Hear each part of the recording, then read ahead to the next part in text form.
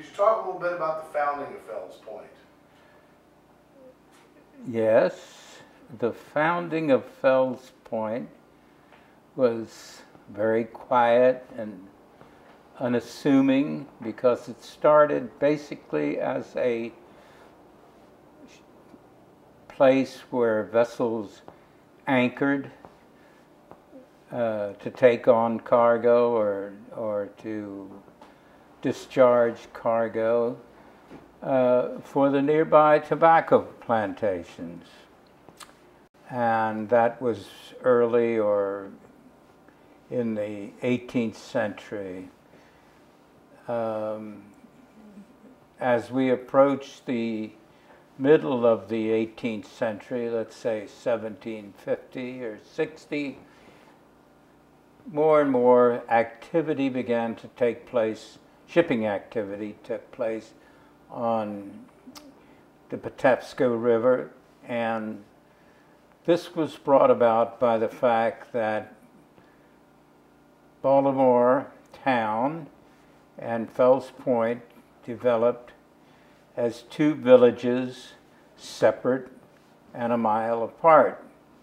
And Baltimore became the location of flour merchants, or grain merchants, maybe is a better term. And Fells Point became the place where the ships began to dock. The larger, what we call offshore vessels, docked. The Baltimore town was the, at its location 1 mile further upstream, is right at the edge of what we call the fall line. The fall line is where you go from tidewater, that is the rise and fall of the daily tide,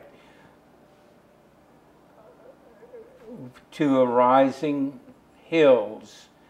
And so that was the ideal conditions for bringing grain into the basin, as they referred to it at that time, rather than the inner harbor.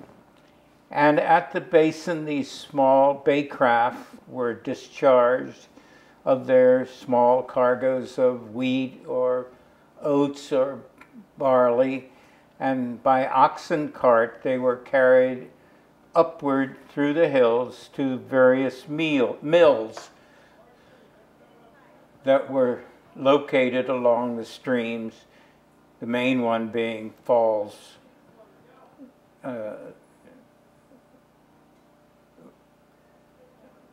What is it called? Falls? Falls Road? Yeah, but the stream is what? The Falls. I guess it's just the Falls. You can edit that. Yeah, sure. And so then the oxen returned the flour, the mill product, to the warehouses on the waterfront, where they were transferred into what they called flats at the time, which were small intra-harbor barges.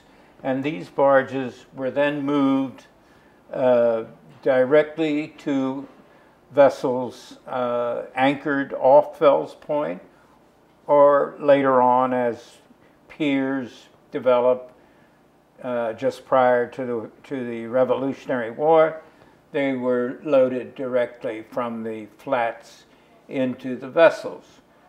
And still later on, as warehousing developed in Fells Point, the flour was moved into warehouses where it was accumulated so that a ship could dock and get a full cargo of flour. So by that time, it was probably in the period of the American Revolution. So those are the beginnings of the two cities, and they remained separate for the next, well, that is actually right up until the end of the 18th century, about 20 years after the Revolutionary War. That's the next question here, kind of the absorption into Baltimore. Right. You know, that's, Right. you're right. We can lead right into that. Okay. So, but before that, we should talk about the fact that these two villages were growing, but they were growing at a very small pace, slow pace, until the Revolution. And then, because of the previous switch from tobacco to grain throughout the Chesapeake Bay region, all the way down to the southern Chesapeake Bay into Virginia, north into Cecil and Harford County, were now producing grain products rather than tobacco. That that the region became the breadbasket of the Revolutionary War, and so this grain was picked up in small bay craft and, as I said before, brought into Baltimore, where it was milled, and then it was brought to Fells Point, where it was put into warehouses and accumulated. Now, at that point, it had two principal destinations. A gentleman by the name of Jesse Hollingsworth, who lived in oh boy, I'm having trouble with names today. I won't be able to help you. God. Just won't be able to help you. Well, what's the big mansion on Fell Street? Yeah, I know which one you mean, and I'm having trouble with it. Somebody else forgot her name the other day, Yeah. too. God, I was with her yesterday. Anyway, it's at 929. Fell Street was built by this gentleman, Jesse Hollingsworth, who was state shipping agent, and so he had two principal jobs: was accumulating food products for George Washington's army, which was fighting in the north, and that portion of the products accumulated were delivered by small craft up to the head of the Elk River in Cecil County, and other cargoes were accumulated and delivered to the West Indies, where they were exchanged for guns and gunpowder, and still other cargoes of Maryland grain and and flour were loaded aboard larger vessels and delivered to France, along with tobacco and whatever product could be sold. And there they were exchanged for guns and uniforms and... Who made the guns? Can we stop just a second? I'm getting a lot of clothing noise from the lavalier mic. Just stop it right now and adjust it. Get it? Okay. Anyway, we're back on. I'm sorry for the interruption. Thank That's you. okay. So, you asked the question.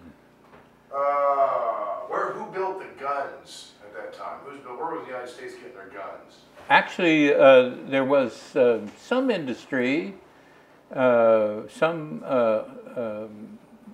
armaments, some guns manufactured in the United States. There was one factory directly across the Patapsco River at what they call Whetstone Point, which is called Locust Point now. That was Principio Iron Works. Wow. And then there was another one, I don't know when it was started, on Curtis Creek, which was further out in the harbor. That was operated by the Dorsey family. And then there was a third one up around Havre de Grace,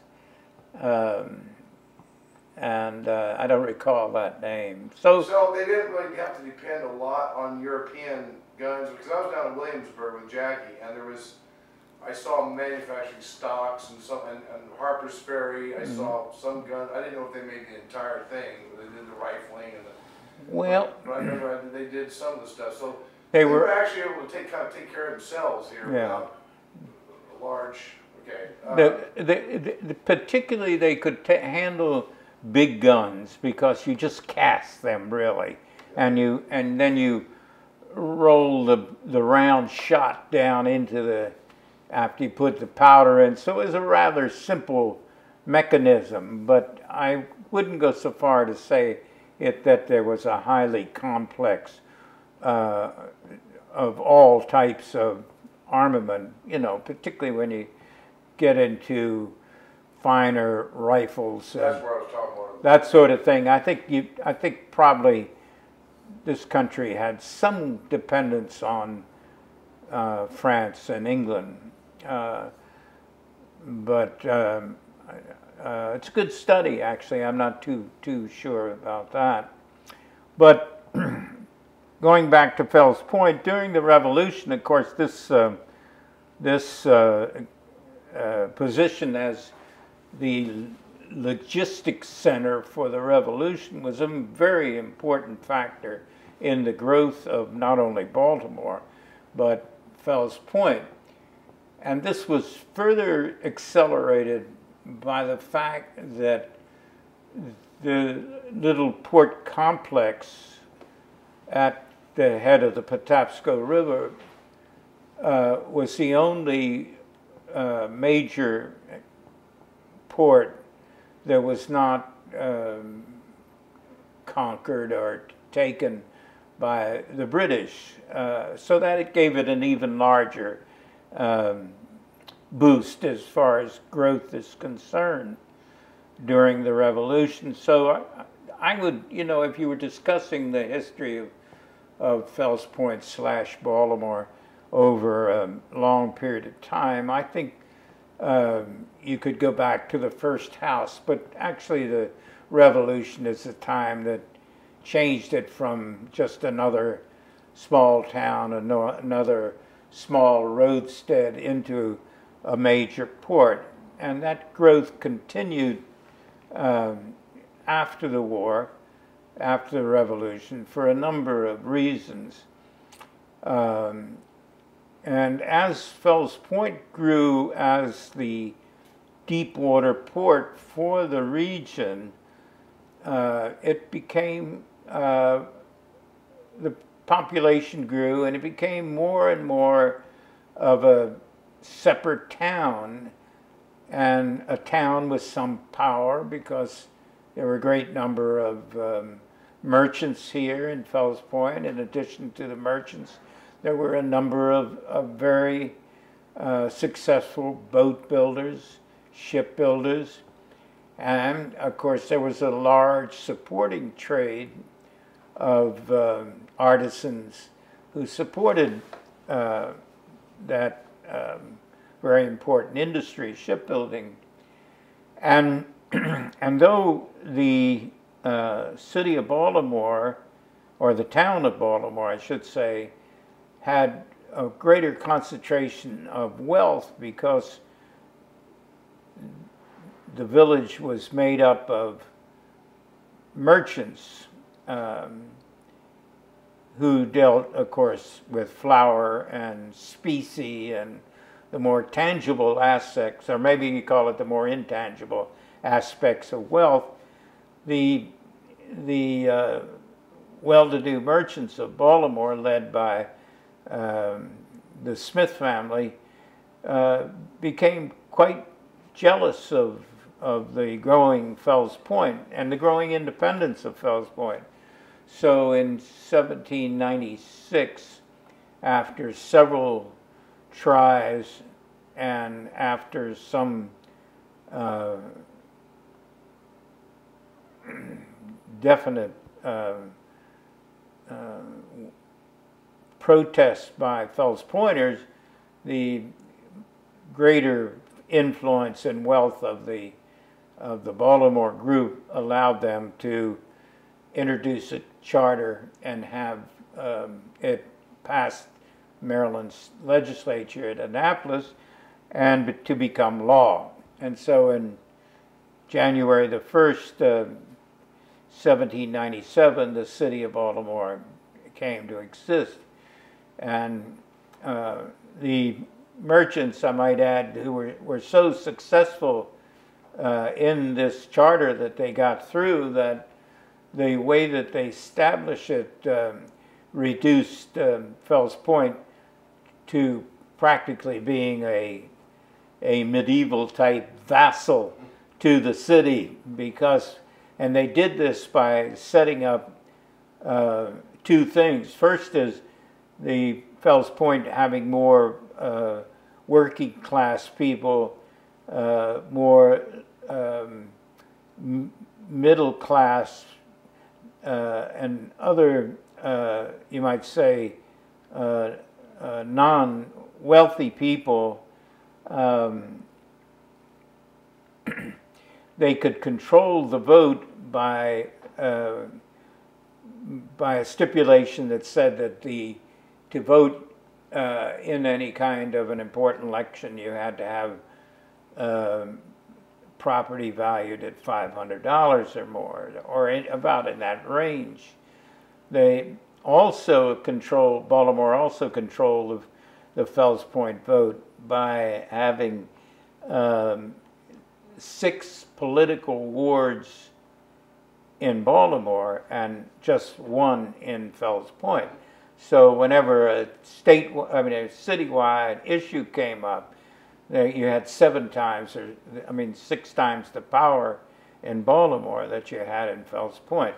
So that's an interesting thing, really, because even today there's this animosity of Fells Point towards the city of Baltimore, and one of the bases of it is that it's always been treated as sort of just another district or minor part of Baltimore without much political stature or power whatsoever. Very little to get its way, and that existed down through the years. So that's pretty much, so Baltimore, so Fells Point, though, continued as the center of shipping because the inner harbor, or basin as it was known there, was very, very shallow and would only accommodate the small craft that brought the small cargoes of grain from the eastern shore and other parts of Maryland and Virginia. It would not handle any of the large vessels, and which gave Fells Point complete control over the export-import, the foreign commerce of the region.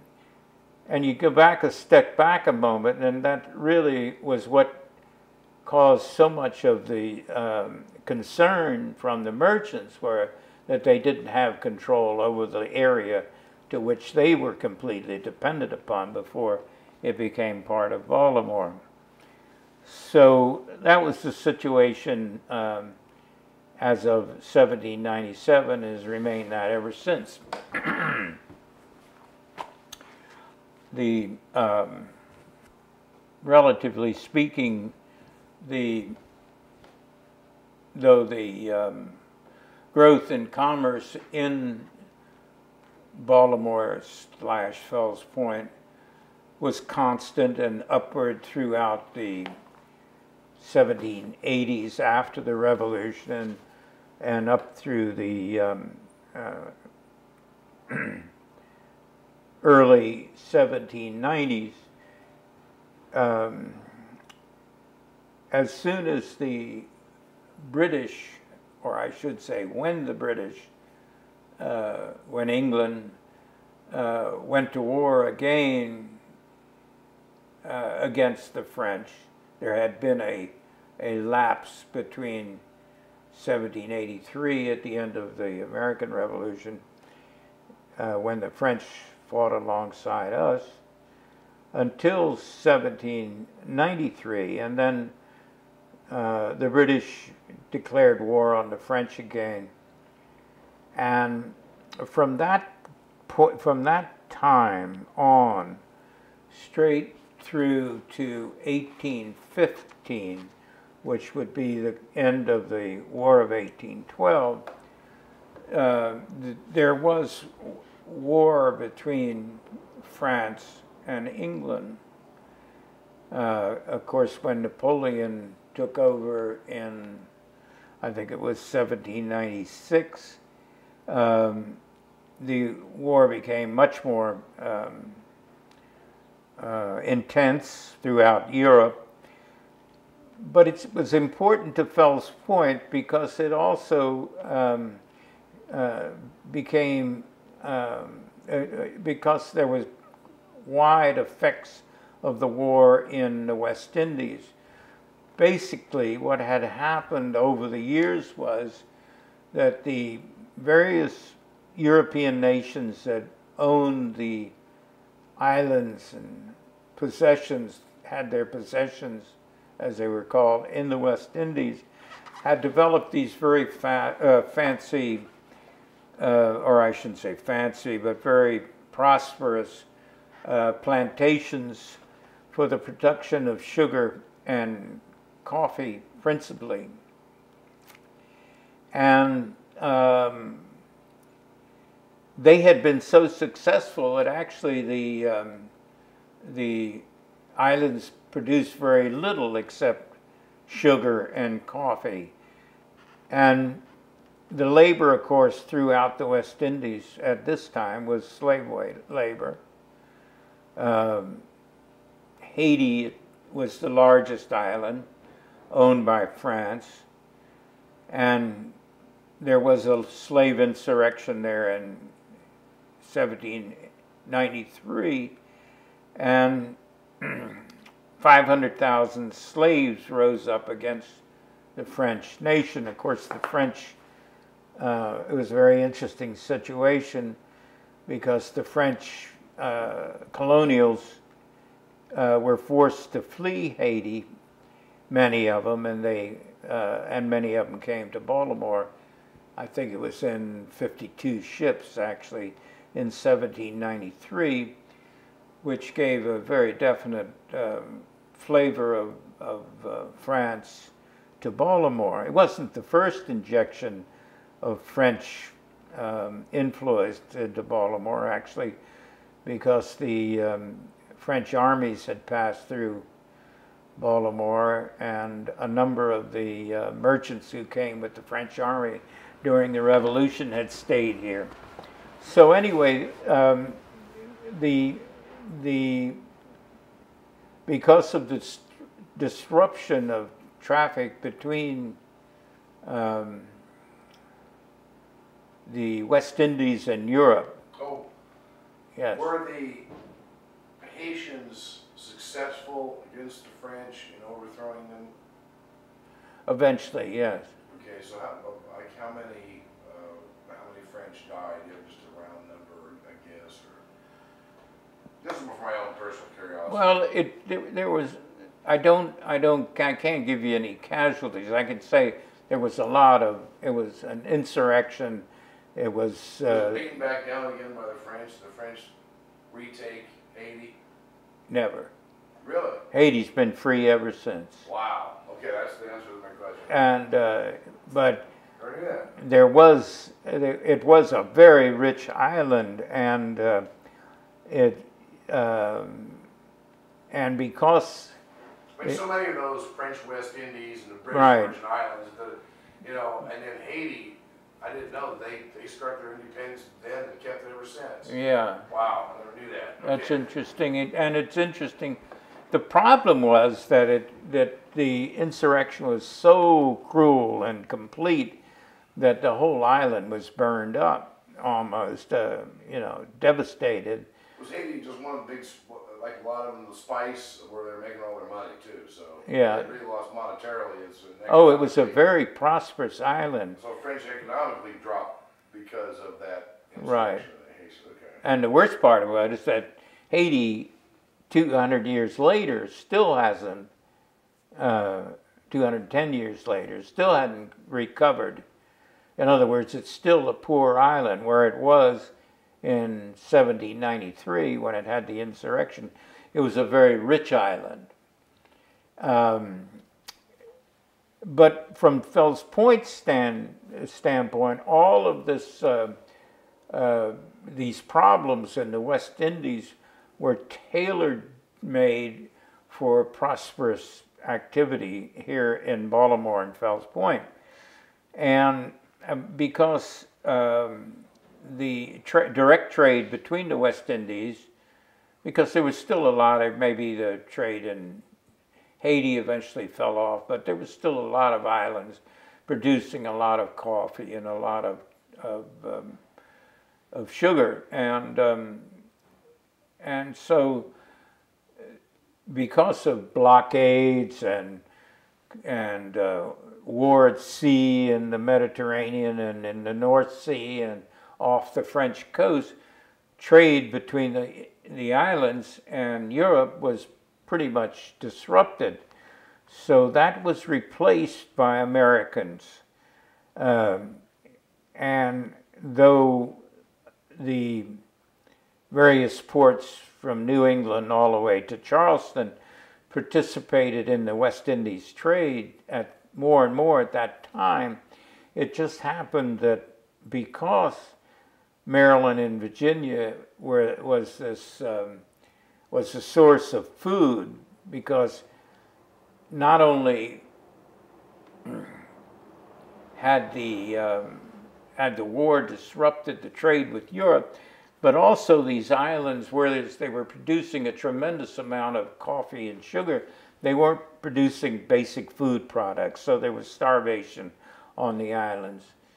But this starvation could be handled principally by the flour and other products from Baltimore and the Chesapeake Bay.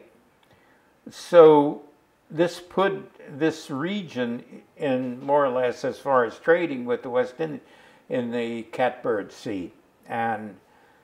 But because the trade had been the protected trade of both the British and the French, they of course were upset when it was replaced by American vessels.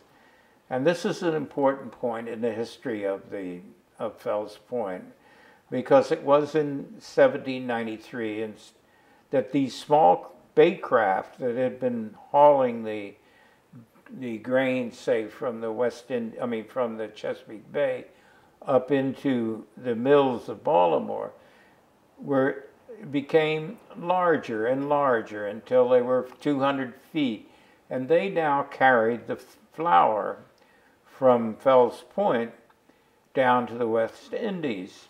And they were very successful at that because they were fast and they could outrun just about any other vessel on the high seas, and particularly naval vessels, which are rather bulky and usually slower. So this established the Chesapeake Bay Schooner as the premium craft of its period. And it had a dual purpose. It had a dual result. The primary result was that the sales of the flour were made by the merchants over in Baltimore. And they prospered, and they got richer and richer, because on the return voyage, what was that? Pardon? Was that outside? It was outside. Oh, on the return voyage, they brought the coffee and the sugar to Fells Point. Now, they could not take the coffee and sugar directly to Europe because it was a protected trade and their vessels would have been seized. So as sort of a subterfuge, they entered the coffee and the sugar at the Fells Point Customs House, where it became American coffee and American sugar. And then they turn around and put it in other ships and carried it to France or to the neutral countries such as Holland and Belgium and Russia, Sweden, Denmark, all of whom were, you know, mad for coffee and sugar. And stimulated by the fact that it wasn't as readily available, and nothing is in wartime, the prices kept going up. So there was a tremendous amount of money made here in Baltimore, principally across Fallsway into Baltimore town, from this trade. And this we call the Golden Age of Fells Point. It could be called the Golden Age of Baltimore. And it's a very simple trade. You take flour down to the West Indies, which was, you know, you could get almost any price for because the people were starving.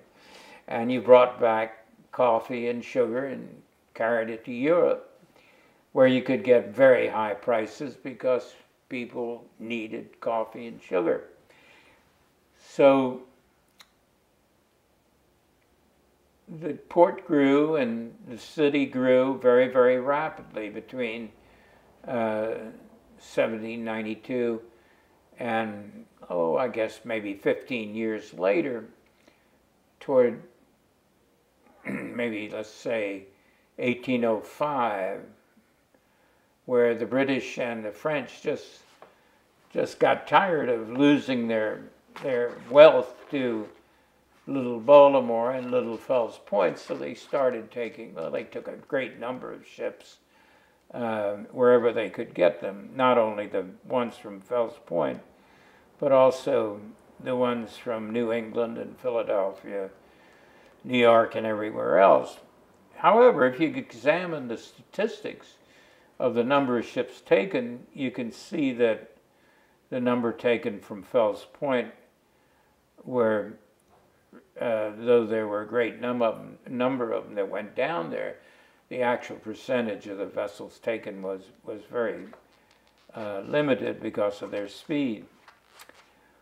So it's this schooner, this fabulous schooner that was called locally a pilot schooner,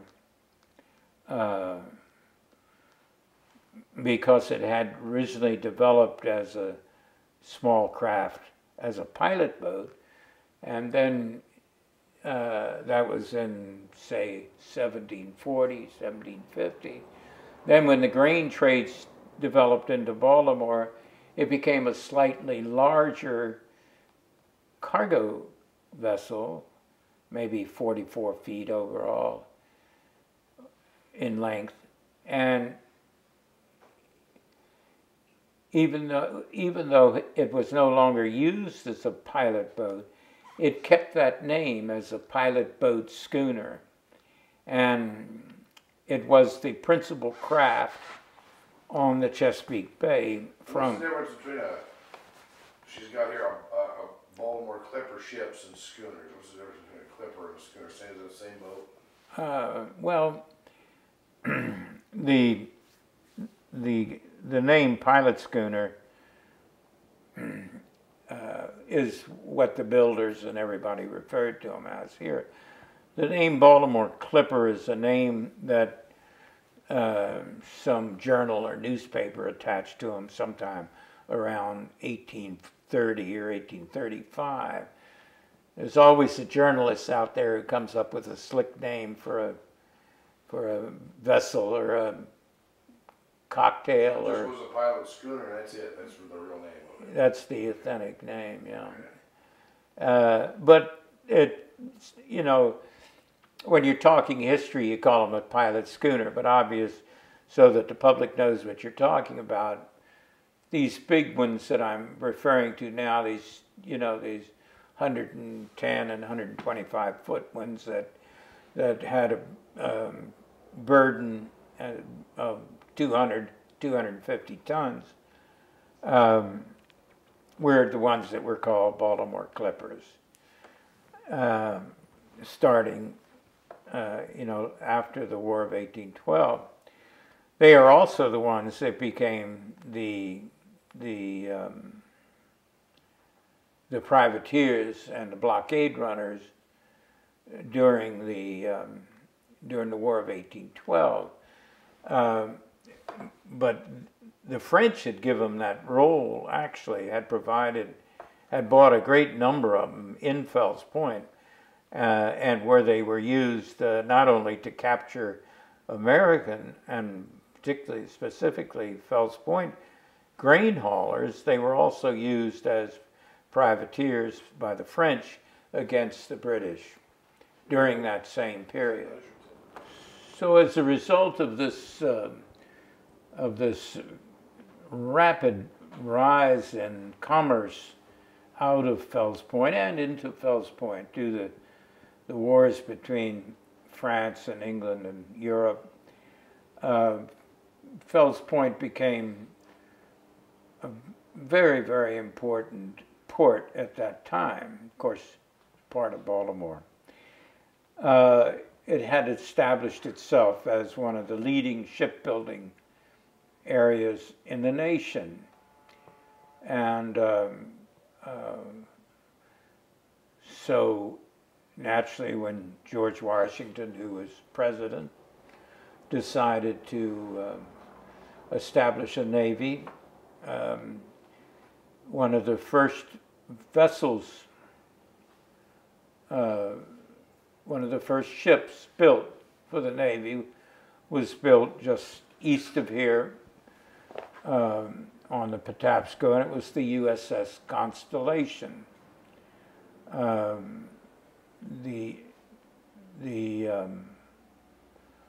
But not only was the Constellation built in Fells Point, through the years there were a whole group of sailing vessels built here for the Navy. A number of these pilot schooners or Baltimore Clippers were adapted for naval use and built in Fells Point. The Enterprise, the Experiment, the Nautilus, the Revenge, and others. Then William Price, who was one of the principal shipbuilders of Fells Point, whose house is directly across the street at 910 Fells Street, built the naval ship Hornet, which was a famous vessel here in Fells Point. In addition, Maryland supplied a large percentage, for one small state, of the personnel of the United States Navy. And so this was very much of a maritime, and then after the 1798 was very much of a Navy town. And during the War of 1812, there were 3 large Navy ships built in Fells Point during that war. I mention that because most people think in terms of Fells Point as being a commercial area, but it was also a very important Navy town. To go back to the Constellation, she fought her first battles against the French, actually, during this period of sort of no man's land type war that was going on in the West Indies. And later on, she had various engagements both in the Mediterranean and after the during the War of 1812, she was under blockade by the British, so she didn't see much action, though she did defend Norfolk during that war, but then she just served as one of many vessels throughout the first half of the 19th century. So we should pay some attention to the Constellation beyond her origins here in Fells Point, because she had a very, very long service, and during this Civil War she didn't do very much, but she was overseas anyway in the Mediterranean once again. But the vessel that still tied up in Baltimore Harbor, in Baltimore's inner harbor, is the USS Constellation. And over the last years, there's been a great controversy as to whether or not she is the original ship, much modified, or whether or not she was built new in 1854. And after a very extensive investigation, which was very much of an investigation rather than just really writing a book, I concluded that the vessel in Baltimore Harbor is the original Constellation, built and launched in Fells Point in 1797, rebuilt several times, and then extensively rebuilt in 1854, given modern rifle-type guns, and recommissioned once again. So my conclusion is that the vessel that you see there is the oldest U.S. Navy vessel still surviving. Her sister ship, the USS Constitution, is tied up in Boston, and she is still owned by the Navy. The Constellation here in Baltimore is deeded to the city of Baltimore, and therefore decommissioned. So the Navy is very proud of their Constitution. So they have created a public relations war over the last 50 years, which might seem strange to people that don't know the mind of the military, and but I think with this investigation that I've completed recently, we've straightened it out fairly well, which is not to say everybody's accepted it yet, because you're dealing with emotions here as much as facts. Hopefully facts on my part, but emotions on other people's part. So that's the story of the Constellation, and it makes her very, very sentimental as far as Fells Point is concerned. I was going to ask you, what's the Navy? You mentioned the military thought. What's the Navy mad about, or they don't want to admit that? They really don't want. But now that they've given her away to Baltimore, it would be extremely embarrassing to have to say they gave away the oldest ship in Baltimore. That basically is one problem. The second problem is, and these are the minds of children. These are not intellectuals talking now, you know. The other big problem is they really just don't want any competition for the USS Constitution. She wants to be the glory, the traditional vessel of this period, of this early period. And to have Constellation down here is a deterrent. There have been 2 or 3 bills actually in Congress over the last 50 years to destroy Constellation. The Congress has never passed any of them. And now that she received such an extensive repair and refurbishing in 1999, the chances are they won't try to destroy her anymore again.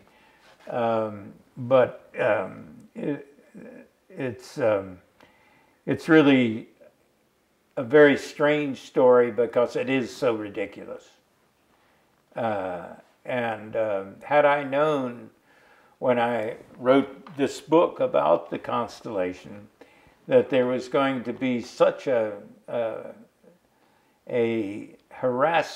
harassing reaction to it, if that's a word, I would never have written it, because it's just not that important.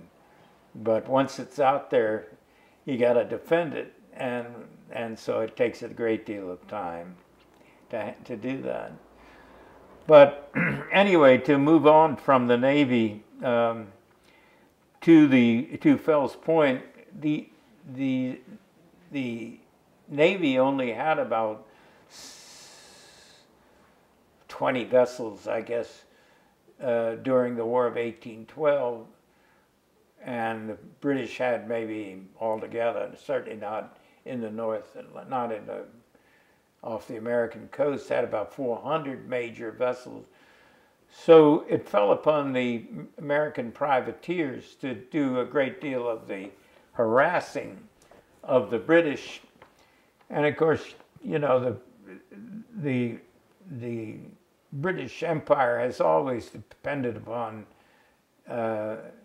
trade for its lifeline, for its blood, for its specie.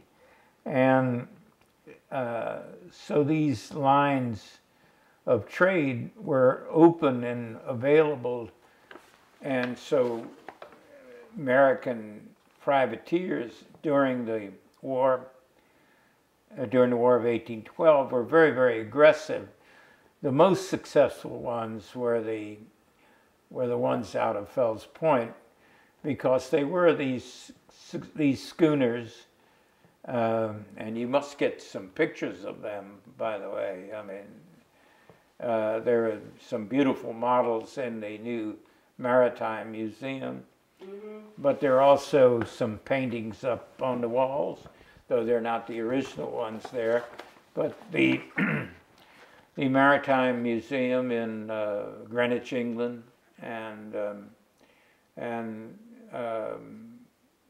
also the Maryland Historical Society has a number of paintings of these schooners that I'm talking about. You can also check this book about the pilot schooner, which the libraries have. Ellen has copies of it up there, and get an idea of the pictures that you might want to include, because this has literally dozens of them in it. These are all black and white, of course, because the publisher didn't want to take the expense to use color. But they're beautiful craft, and as I said, during the war, during the War of 1812, just to give you an idea, there were only 55 of these privateers out of Baltimore, or out of Fells Point, Baltimore, Fells Point. And there were a total of 1,500 of them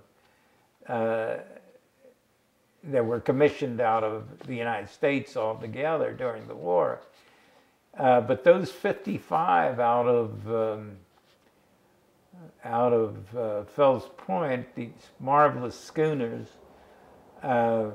captured, burned, or sank 47% of the total number, which was about 1,500 that were captured.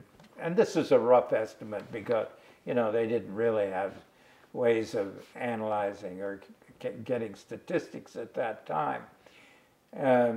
So So I think that would break down to the fact that you had 55 out of 1,500 caught or burned or captured, whatever. 47% of the total number that were taken.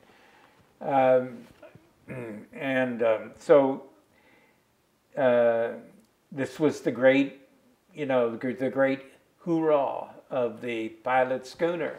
And then after the war, because they had become so sharp, as they say, so sleek, so inefficient as far as hauling cargoes, large cargoes, that they fell into disuse for most trades.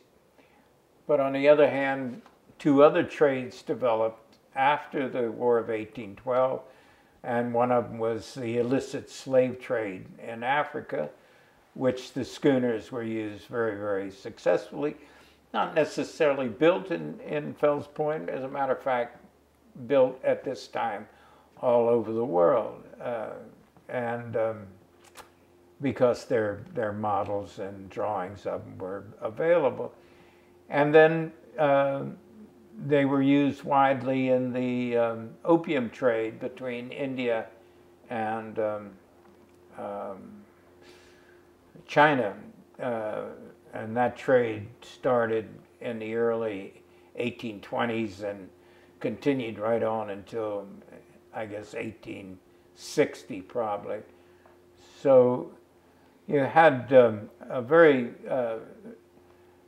great number of them used by the French, by the British, by the Dutch, and by Bostonians, particularly the proper ones. Most of your famous families of Boston, not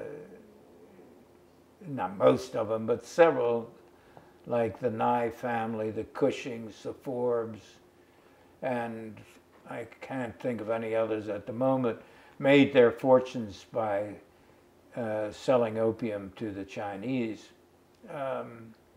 And of course, most of your younger merchants, or not most, but a number in Baltimore after the War of 1812, when they had all these ships not being used, went into the slave trade, which was at that time punishable by death. But slavery was very much a part of America in the 1820s, and even though we had laws that forbade the introduction of slaves into America from Africa after 1820, and added that, if you were caught, you were punishable by death, the trade continued to flourish very much. Can I ask you, explain what's meant by a privateer? Well, a privateer is a privately owned vessel which is commissioned, is granted a commission by the U.S. government only. It can't be a state, it can't be a city. It's the United States government through the U.S. State Department grants a letter of marque commission, and that letter of marque commission allows them to arm, that is, to carry cannon, and to seek out and capture the enemy's vessels. A great many of them did that, of that 1,500 that I mentioned earlier. A great many of them were just satisfied to be armed and to be blockade runners. In other words, they would take a cargo from the United States to France and didn't necessarily try to capture enemy craft, British craft, in doing so. And privateering was a very, very old method of supplementing your military. And the last war in this country that it was used was the Civil War. And of course, Rayfield Sims, Alabama, and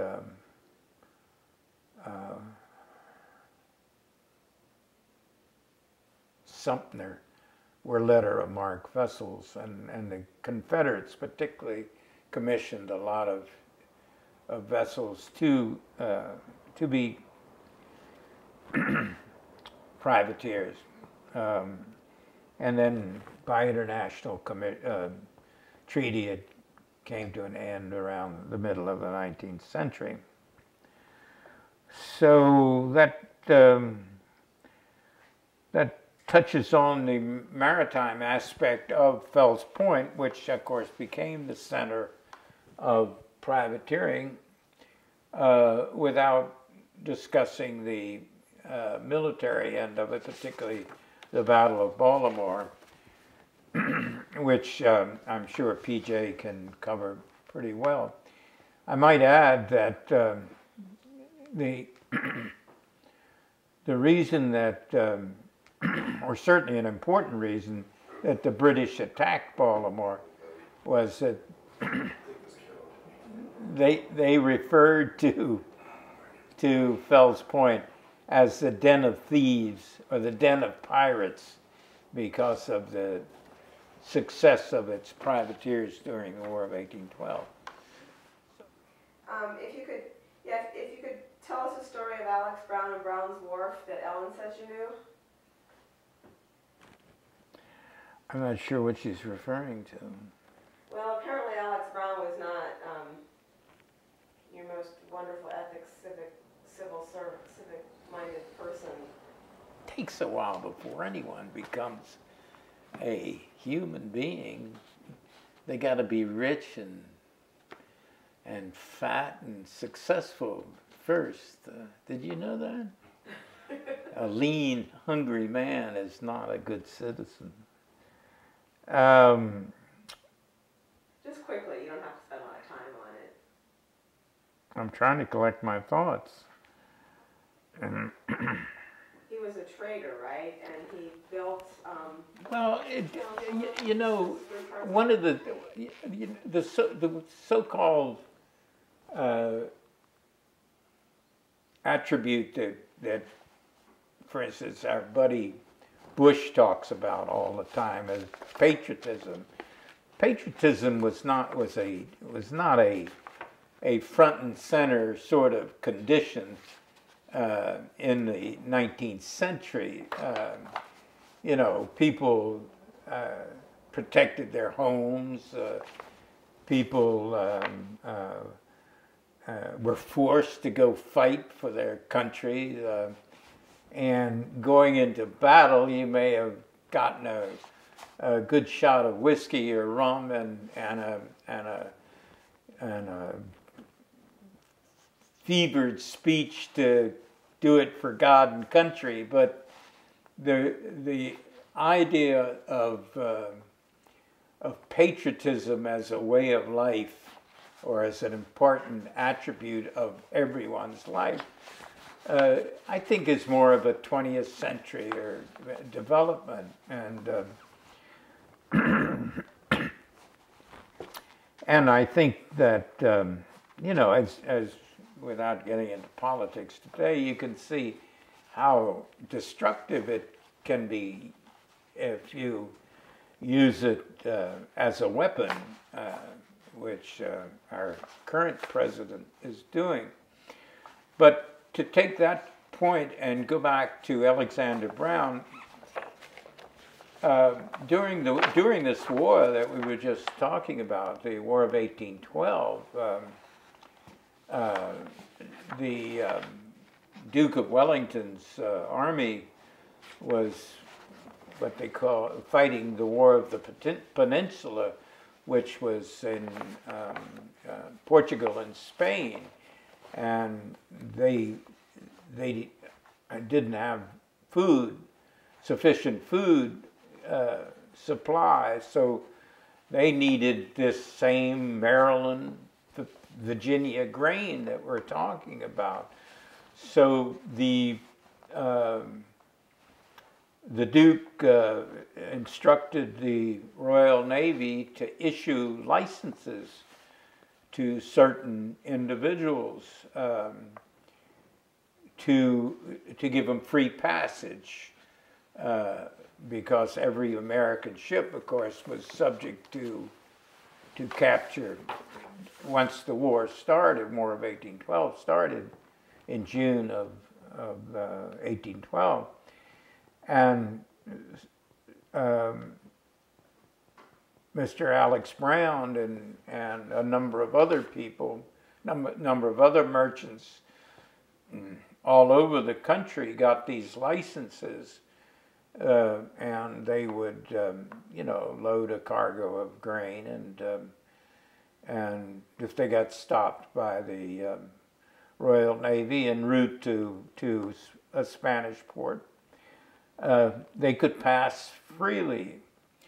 Well, not so much of what we would term patriotism, but because there were a great many Americans that still hated the British, not only for the Revolution, but for dozens of other reasons. For instance, most American seamen hated the British because the British would stop American ships and just lift a handful of sailors off the ships. This is going back to 1800. It's called impressment, and it was kidnapping. And so, you know, the British were hated in Fells Point. So naturally, when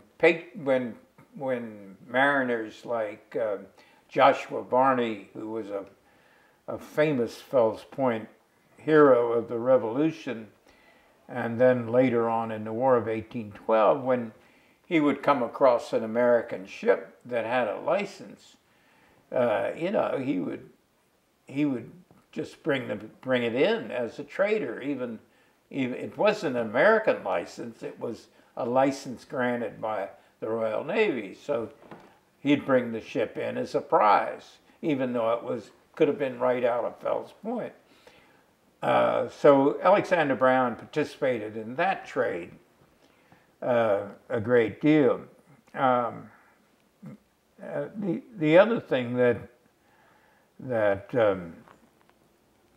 Brown, as well as a great number of other merchants, participated in, and the question is, was it good or evil, is the immigrant trade, of course. And, you know, and immigration, of course, started with the very first white man that got to America. But after the War of 1812, immigration became a big industry, and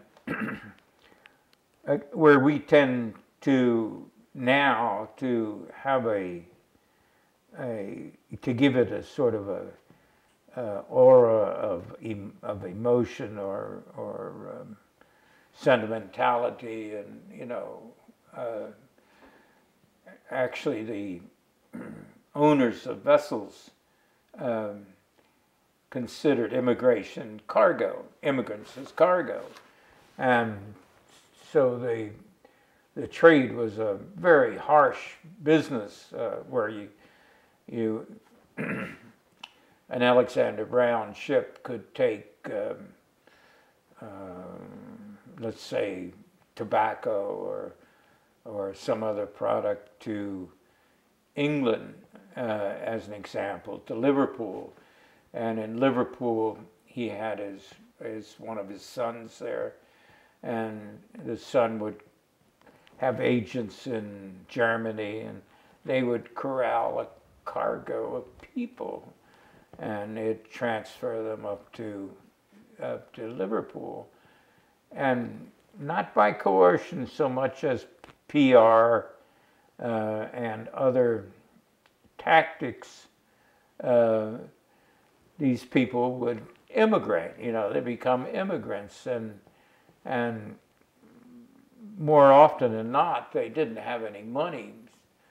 so, you know, so the big deal was that the ship owner would say, well, you can pay on the other side. Well, that meant that they had to serve out a sort of period as slaves. It was called indentured servants or indentured. And what it meant was that you got the free ride over, but you were forced to, you were auctioned actually. The white people, black, whatever they were auctioned on arrival at Fells Point. And so if Jacquie was in the crowd bidding on a nice, robust white man, she would get him for 4 years, and some up as long as 7 years, and then they would get their freedom, and it was uncontrolled for years. But in the early years of our country and our state, it was a terrible, terrible business without any controls whatsoever. One particularly interesting early law was that, and it's happened a number of times, that if a young, bright, let's say, Irish girl, 18, 19, wanted to come to America, well, they were hurdled to get, or corralled together at Liverpool, and she would, you know, get the deal. Well, you'll have to serve when you get there, and so there was a little twist to it that often that the owners owned the Marylanders or wherever we were, Baltimoreans, or but this particularly happened often in the country. The young Irish girl would be thrown in with the other with the slaves, and with nature taking its course, there would be offspring. And Maryland law was that that the offspring, as well as the white girl, as well as the husband, were slaves forever. Very kind, gentle treatment. And there were many, many other harsh treatments.